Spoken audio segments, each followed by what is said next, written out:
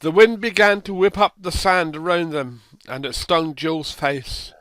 You never knew just what it would do in such mountainous regions as his company was deployed in. One day it could be hot, very hot, and then it could be so cold. And winter, well, that was a different ball game entirely. The temperature dropped drastically then, and he was so glad to have received the parcels from home and the warm thermals someone had sent. The guys are so grateful for the support of the folks back home, because we don't feel so alone when we get posts sent in to us, he mused. As he continued to watch and observe, he saw movement away to the left. He nudged Jack. "Look," he whispered. "They're on the move." Jack also looked to where Joe pointed. "Yes, you're right. Maybe they spotted the Sarge and the guys before they could reach cover. We best make our move now and then spring the trap." Moving among the rocks, they crawled their way closer to where they had seen the movement, ever conscious of their surroundings and possible ambush. "We better split up," Joe whispered. "Yeah, okay," replied Jack. "We will have more of an element of surprise if we do." As they were about to break their cover, a blinding explosion shook the ground, and a shock wave of light and sound hit the pair. Jack was lucky, as he just about made it to the protection of a rocky outcrop. But Joe wasn't quite so fortunate. He caught the blast in the face as he dived for cover. For some time life seemed to have stopped for both of them, as blackness once again surrounded them as the blast subsided. It was only seconds, but for Joe it seemed an eternity to his battered mind. Jack scrambled to where Joe lay. "Joe, are you hurt, bro? Are you hurt?" Joe was unconscious as his friend checked him over. Thankfully there were no sign of injury other than the blast burns to his face. "Thank God," said Jack, "at least he will be able to walk. We must just wait here till the rescue comes. If it comes, that is." The hours passed, hours into days, as they waited until the coast was clear. Joe, meanwhile, had regained consciousness, if that is the best way to describe it.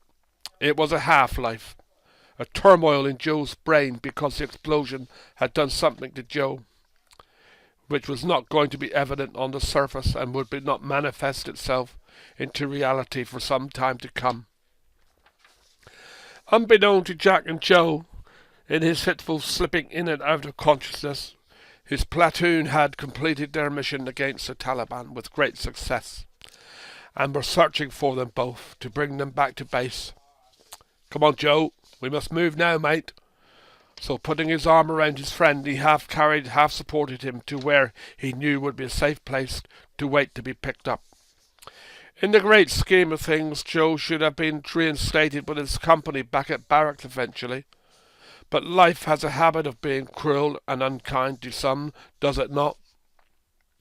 Joe knocked on the door of the medical officer's office at base some months later, and waited patiently for the call to enter. "Come in." Joe walked in and saluted the officer. "Sit down, Joe." "Thank you, sir," he replied, and sat down in front of him.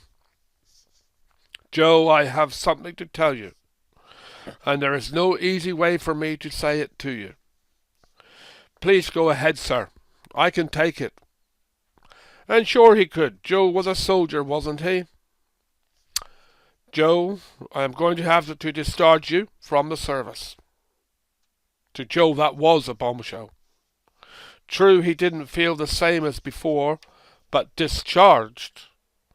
He sat quietly, very still, as the medical officer described his condition in words that he could understand. And it was words that Joe did not want to hear, no way. The officer went on, "Joe, you have been severely injured, son. Not physically, but mentally. I am so sorry.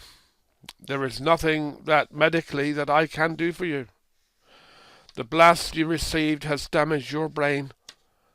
I can of course prescribe drugs for you, but that will not cure it. It will only keep it in check, and I am so very sorry." So this is it, thought Joe. The end of my military career finished. My life gone forever.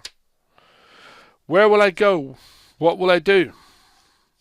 With those thoughts ringing in his ears, Joe awoke with a start as the train jolted to a stop at the next station en route to exactly where.